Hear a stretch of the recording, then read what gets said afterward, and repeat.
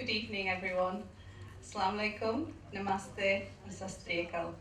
It gives me great pleasure to welcome you this evening to the Media Museum on this very special evening, an evening with Jon Snow. This is the core of the tragedy. First impressions might suggest that this is simply the wreckage of the giant C-130 transport plane. But this is the entire rotor assembly of one of the American helicopters that were involved in the rescue attempt.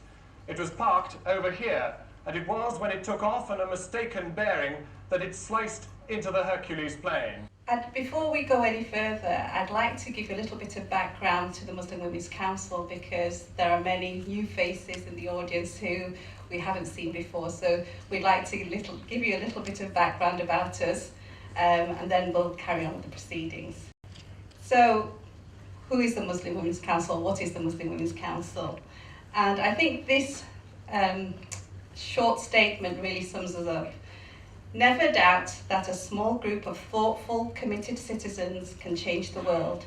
Indeed, it is the only thing that ever has. Let's give a big Bradford welcome to Jon Snow.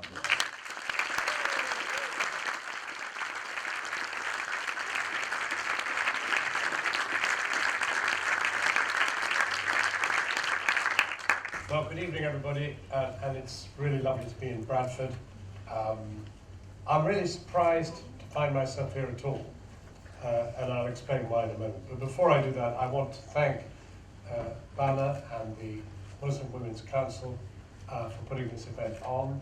I feel very honoured to be here, but slightly anxious about being the focus. I'd rather you were the focus. I've really come here to find out what you think, not for you to find out what I think. I'd also like to thank Lord Kamlesh Patel and his lovely wife and the chairmanship of this event, and I'd like to thank you for being here at all. I say I'm surprised to be here because I was a spectacularly poor student. I think I got 4 O-levels, I eventually scraped a 5th. And then I had 1 A-level, and then I went to a tech and managed Scarborough Tech, I might say, north of the Wash, because I lived in North Yorkshire at that point. And I got 2 more at Scarborough Tech. Well, I think what divides people is fear of the unknown. I mean, everything from fear of the hijab to fear of the colour of skin to all these things which are what fuel distance between communities. And it's basically built on ignorance, on lack of exposure to the other. And the only thing I can think of is to keep coming up with events, moments, when by chance people find themselves together. And I think that from that can develop some sort of integration. But